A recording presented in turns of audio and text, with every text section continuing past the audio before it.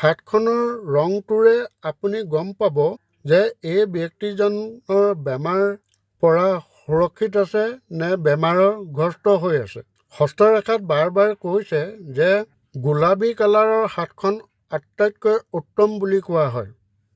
আৰু যদি হাতৰ তলুৱা বগা হয়, দাগ ধব্বা যদি থাকে, তেতিয়া আপোনালোকে গম পাব যে এই মানুহজন অসুস্থ। এতিয়া চাওকচোন, এই ব্যক্তিজনৰ প্ৰথম আৰম্ভণিৰ জীৱনটোত এনেধৰণৰ গাঁঠি থকা ৰেখা ওলাইছে। এয়া হৈছে তেওঁৰ আৰম্ভণিৰ জীৱন, যিটোত তেওঁ বেমাৰৰ পৰা গ্ৰস্তিত হৈ আছে।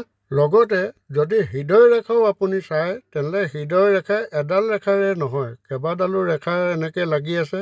তাৰ পিছত অনামিকা আঙুলিটোৰ তলৰ অংশৰ পৰা আপোনালোকে দেখা পাব এনেধৰণৰ গাঁঠি থকা। এই গাঁঠি থকা ৰেখাসমূহ বৰ ভাল নহয়। এনে ৰেখা থাকিলে বেমাৰত গ্ৰস্ত হৈ থাকে।